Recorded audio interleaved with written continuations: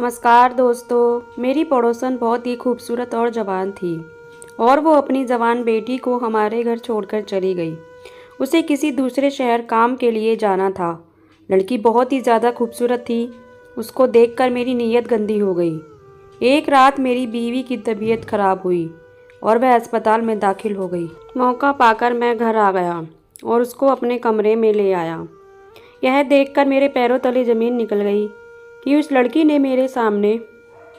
अब सुनिए मेरी कहानी, मेरी जुबानी। शुरू करते हैं पूरी कहानी। हमारी पड़ोसन हमारे घर के पीछे गली में रहती थी और उसका मेरी बीवी के साथ अच्छा संबंध था। एक दिन उसे किसी काम की वजह से दूसरे शहर जाना पड़ा तो अपनी बेटी को हमारे घर छोड़कर चली गई। उसकी बेटी बहुत ही खूबसूरत थी। उसकी गोरी रंगत वह निहायत ही खूबसूरत थी। मैं उसकी खूबसूरती देखकर दंग रह जाता। किसी गरीब को खूबसूरती मिल जाना बहुत ही खुशकिस्मत वाली बात है। मैं उसके हुस्न को देखकर पूरी तरह पागल हो गया। मैंने एक रात अपनी पत्नी के दूध वाले गिलास में नींद की गोलियां मिला दी और फिर उसको वह दूध वाला गिलास पिला दिया, जिसे वह पीकर गहरी नींद में चली गई। मैं उठकर उस लड़की के कमरे में आ गया और फिर उसके बाद जो मैंने उस लड़की के साथ किया। खूबसूरत औरतें हमेशा मर्द की कमज़ोरी होती हैं, जिसे वह ना चाहते हुए भी उसकी तरफ खींचा चला जाता है। और फिर खूबसूरत लड़कियों की तो बात ही कुछ अलग होती हैं। बहुत ज़्यादा खूबसूरत और कशिश औरतें तो खुद ब खुद मर्द भी उसकी तरफ बढ़ने लगता है। मेरे साथ भी कुछ ऐसा ही हुआ था। हमारी पड़ोसन को अचानक किसी दूसरे शहर जाना पड़ा। उसकी बेटी का स्कूल में पेपर चल रहे थे, इसलिए जाते हुए अपनी बेटी को हमारे घर मेरी पत्नी के पास छोड़कर चली गई। उसकी 16 साल की बेटी, जिसका नाम कोमल था, उसे देखकर मेरे अंदर एक हलचल सी मच गई। मैं जब भी घर आता हूँ मेरे आगे पीछे होती, मुझे कभी पानी देती और कभी मेरे पास बैठकर बातें करती। उसकी इसी अदा ने मुझे बहुत परेशान कर दिया। फिर उसकी अदा ने मुझे दीवाना कर दिया और यहाँ तक कि मैं उसे हासिल करने के लिए आईडीए बनाने लगा। उसे यहाँ आए हुए अभी एक दिन ही हुआ था तो हम सब में अच्छी तरह घुल मिल चुकी थी। वह मुझे अंकल अंकल कहते ना थकती, जैसे हमारे घर पता नहीं कब से रह रही हो। मैंने भी बहुत प्यार से अपने घर में रखा। उसकी खूबसूरती ने मुझे पागल कर दिया था। इतनी खूबसूरत लड़की मैंने आज तक नहीं देखी थी। खूबसूरत होने के साथ साथ वह बहुत समझदार लड़की थी। उसने तो आते ही मेरे पूरे घर को संभाल लिया था। पूरे घर में मेरी और मेरी पत्नी के अलावा कोई नहीं होता। उसके आने पर मेरी बीवी बहुत खुश होती, क्योंकि उसे भी किसी का साथ मिल गया था और वो दोनों मिलकर घर का काम बड़े आसानी से कर लेती। और मेरी पूरी नज़र कोमल की खूबसूरती पर थी। एक दिन मैंने कोमल को चाय लाने को कहा तो वह जल्दी से उठकर चाय बनाने के लिए किचन में चली गई। उस टाइम मेरी पत्नी ने छत पर गेहूं सुखाने के लिए रखा हुआ था और मैंने उस मौके का फ़ायदा उठाकर मैंने उसको अपने पास बिठा लिया और फिर उसकी खूबसूरती को ऐसे तकने लगा, मुझे पता ही नहीं चला ऐसे उसकी दीवानगी में खो गया हूँ जो मुझे ऐसे देखने लगी। पर मैंने ऐसे इजहार किया, उसे कहा कि आज शाम को मैं उसे अपने साथ आइसक्रीम खिलाने ले जाऊँगा। यह सुनकर मैं बहुत खुशी से खिल उठी। मैंने उसका हाथ पकड़ लिया। आइसक्रीम खाने नाम पर वह ऐसे खुश हुई कि उसने कोई बड़ी चीज़ मिल गई हो। मैं जानता था कि हमारी पड़ोसन तुलसी बहुत ही गरीब और विधवा औरत है। ये लोग ज़िंदगी की छोटी छोटी चीज़ों के लिए बहुत ही तरसते होते हैं और मैंने बस इसी बात का फ़ायदा उठाना चाहता था। थोड़ी देर बाद वह उठकर चली गई और मैंने गहरी सांस भरी। आगे के लिए मैंने अपना आइडिया तैयार करके रखा था। कोमल ग्रीन कलर का सूट पहने मेरी पत्नी का हाथ बटा रही थी और उसमें और भी ज़्यादा खूबसूरत लग रही थी। वह मेरी पत्नी से कहीं ज़्यादा हसीन लग रही थी और मैं चुपके चुपके उसे देख रहा था। वह भी कभी कभी मेरी तरफ देखकर मुस्कुरा देती। मेरी बीवी खाना पकाने में बिजी थी और मैं कोमल को देखने में।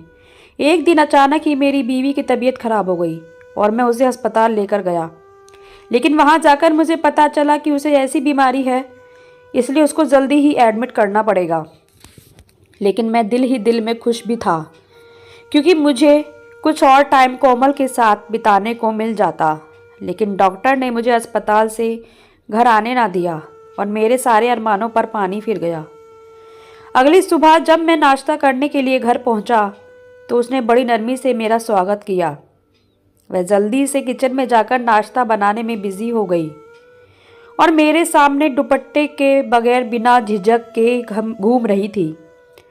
उसके कपड़े जिस्म पर इस तरह फिट थे कि उसका सारा फिगर अलग ही दिख रहा था। वह बार बार मेरे करीब आती और मैं अपने होश खोने लगता, जैसे उसके आगोश में आ चुका हूँ। अचानक वह मुझसे एक अदा से पूछने लगी कि क्या मैं मौसी की अलमारी खोलकर देख सकती हूँ। मैंने कोमल से कहा कि इसमें पूछने वाली क्या बात है, तुम्हारी मौसी है तो उनकी अलमारी को खोल सकती हो। अलमारी भी तो तुम्हारी मौसी की है, इसमें पूछने वाली भला क्या बात है। फिर एक अदा से वह कहने लगी, फिर मुझे अलमारी की चाबी दो। मैंने जल्दी से अपनी चाबी निकालकर उसे दे दी। वह अलमारी खोलकर अपनी मौसी की एक एक चीज़ को देखने लगी। फिर उसने अपनी मौसी के सारे सूट निकालकर मुझे दिखाए और पूछने लगी कि आपको इनमें से सबसे ज़्यादा कौन सा पसंद है। सूट मैंने नीले रंग के सूट पर हाथ रखा और कहा कि तुम्हारी मौसी पर बहुत ज़्यादा जचता है। वह सुनते ही सूट उठाकर कमरे से निकल गई और जब वापस आई तो मैं उसे देखता रह गया। उस सूट में तो वह अपनी मौसी से कहीं ज़्यादा हसीन और खूबसूरत लग रही थी। अचानक ही वो मेरे सामने आकर मुस्कुराते पूछने लगी, यह सूट मौसी पर ज़्यादा अच्छा लगता है या मुझ पर। मैं सोच भी नहीं सकता था कि 16 साल की उम्र में कोई लड़की इतनी भी खूबसूरत हो सकती है। खूबसूरती के चार चांद लगा रही थी। जैसे मैं उसकी तरफ बढ़ता, मेरी फ़ोन की घंटी बजने लगी और मैंने फ़ोन उठाया तो डॉक्टर ने जल्दी अस्पताल में आने के लिए कह दिया। मैं तो अस्पताल पहुंच गया। वहां पहुंचकर पता चला कि मेरी पत्नी की तबीयत पहले से ज़्यादा ख़राब हो गई है। यह सुनते ही मेरी तो हालत ख़राब हो गई और डॉक्टर उसे ठीक करने की पूरी कोशिश कर रहे थे। शाम तक उसकी हालत पहले से अच्छी हो गई तो डॉक्टर ने उसे छुट्टी दे दी और मैं अपनी पत्नी को घर लेकर आ गया। मेरी पत्नी को देखकर कोमल का तो चेहरा उतर गया। उसने अजीब सी नज़र अपनी मौसी पर डाली और फिर अपने कमरे में चली गई। मैंने अपनी पत्नी को कमरे में लाकर लिटा दिया। मैं थोड़ा सा परेशान हो गया था। मैंने कोमल को उसकी मौसी के पास जाते हुए देखा था। मैं जानता था कि वह अपनी मौसी से ऐसी कोई बात नहीं करेगी। मैं बहुत खुश था कोमल के साथ। बीते हुए कुछ ही पल मुझे बहुत ही खुशी दे रही थी, लेकिन उसके बाद जो कुछ मेरे साथ हुआ, मेरे कदमों तले ज़मीन निकल गई। मैं और मेरी पत्नी बहुत टाइम से उस घर में रह रहे थे और हमारे पड़ोसन तुलसी बहुत सालों से हम लोगों को जानती थी। वह गरीब विधवा औरत थी। मेरी पत्नी अक्सर ही उसकी मदद करने के लिए हमेशा से पैसे देती, लेकिन मैं यह कह देता कि मैं कब तक उसकी मदद करूंगा, क्योंकि उनकी समस्याएं ख़त्म होने वाली नहीं थी। मेरी पत्नी मुझे कहती कि आपके पास तो सब कुछ है, अगर आप उनकी थोड़ी सी मदद कर दोगे तो आपका क्या जाएगा। मैं मनमौजी आदमी था। जैसे एक विधवा औरत अनाथ बच्चे से कोई हमदर्दी नहीं थी। फिर हमारी पड़ोसन तुलसी अपने 16 साल की बेटी कोमल के साथ मजबूरी में हमारे घर आ गई। उसकी तबीयत बहुत ख़राब थी और उसे कुछ पैसों की ज़रूरत थी ताकि वो अपना इलाज करवा सके। लेकिन मैंने अपनी बीवी को यह कहकर डांट दिया कि तुमने इन गरीबों को सर पर चढ़ा लिया है। इनका जब दिल चाहता है कि पैसे मांगने हमारे घर चले आते हैं। हमने कोई लंगर खाना तो नहीं खोल रखा। मेरी पत्नी के पास जो थोड़े बहुत पैसे थे उसने तुलसी को दे दिए और अपने तौर पर उसकी जितनी मदद कर सकती थी। कभी उस दिन के बाद तुलसी हमारे घर पैसे मांगने नहीं आई और मुझे बहुत सुकून मिल गया। लेकिन मुझे क्या खबर थी कि एक दिन मुझे इस बात की क्या सज़ा मिलेगी। मैं अपने हाथों से खुद अपनी कब्र खोद ली। कोमल तो उस टाइम 16 साल की बच्ची थी। उसने मेरी सारी बातें सुनी और इसलिए उस दिन के बाद उसने कभी अपनी माँ को हमारे घर पैसे के लिए नहीं आने दिया। वह बहुत कम उम्र में ही बहुत समझदार हो गई थी, क्योंकि उसके सर पर बाप का साया नहीं था। जब मैंने अपनी पत्नी से कोमल की माँ के बारे में कड़वी कड़वी बातें की, कोमल ने खुद सारी बातें सुन ली थी और उसके दिमाग में मेरा एक एक शब्द बस गया था। वह मुझसे इस कदर नफ़रत करती थी कि वह किसी भी सूरत मुझे अपना इंतकाम का निशाना बनाना चाहती थी। लेकिन कोमल बार बार अपनी खूबसूरती दिखाकर मुझे अपनी तरफ खींच रही थी ताकि मैं अपनी हद पार कर दूं। वह बहुत अच्छे से मेरी गंदी नीयत को जान चुकी थी और इसी बात का फ़ायदा उठाते हुए उसने खुद को मेरे सामने पेश कर दिया। रात होते ही मैंने अपनी पत्नी के दूध के गिलास में नींद की दवा मिला दी, क्योंकि मैंने पूरी रात कोमल के साथ बिताने की ठान ली थी। थोड़ी देर बाद मेरी पत्नी को गहरी नींद आ गई और मैं कोमल के कमरे में चला गया। मुझे देखकर उसके चेहरे पर मुस्कुराहट फैल गई और जैसे मैं करीब आया वह 2 कदम पीछे हट गई।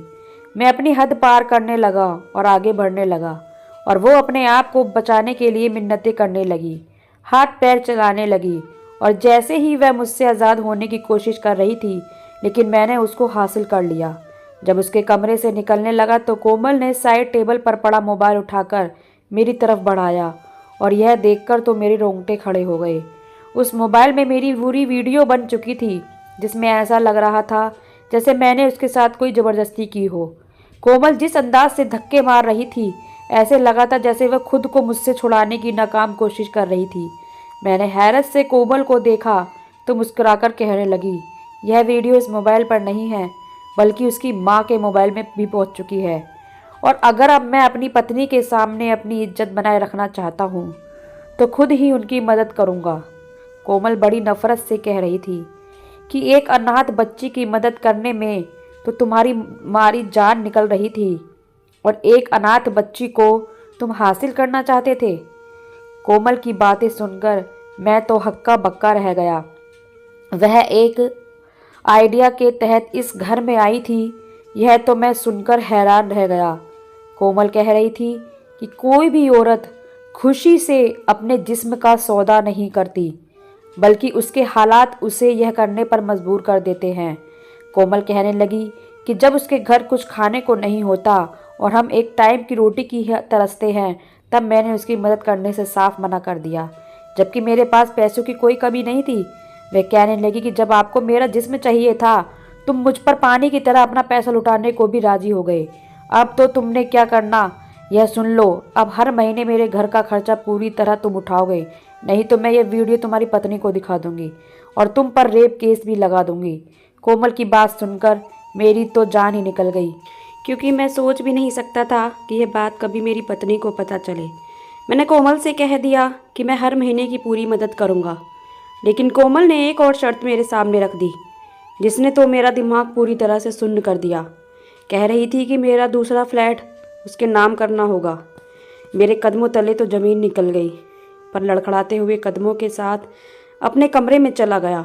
अगली सुबह कोमल की माँ आकर उसको अपने साथ ले गई, लेकिन कोमल जाते जाते मुझे धमकी देकर चली कि अब से मुझे उसका सारा खर्चा उठाना होगा और अगर 1 हफ्ते के अंदर मैंने उसके नाम फ्लैट ना किया तो मेरे द्वारा किए हुए कर्मों पर पर्दा हटा देगी।